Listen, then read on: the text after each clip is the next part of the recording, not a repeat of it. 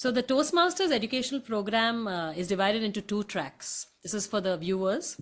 So one is a communication track and a leadership track.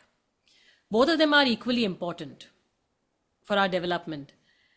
And Madhu, you've served the club in various club officer positions as treasurer, VP education, president.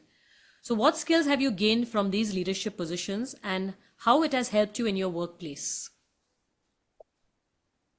Right. So first thing I would like to clarify, I'm not a people manager at work. However, how this has helped me is how to actually deal with people. Back in the day when I was not a Toastmaster, I would still communicate, I will still speak to people, but then I never could touch them personally.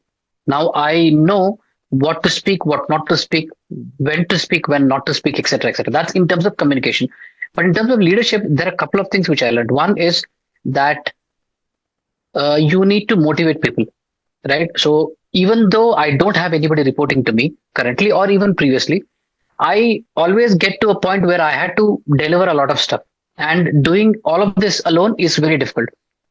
So, how do I motivate people to help me out with the existing task I have? Is something which I learned from Toastmasters, especially Toastmasters, because Toastmasters is a non-profit organization. Nobody gets financial benefits from Toastmasters. But as a president or as a VP education, how do you convince people to take up roles to improve their English, etc.? Is what I've learned from Toastmasters. So the same thing is clearly applicable in real world as well.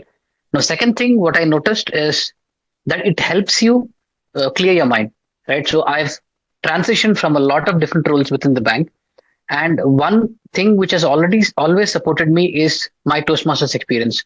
What to talk when I have to transfer, what am I looking at life? It gives you clarity as to what has to be done. So that's what Toastmasters has given me.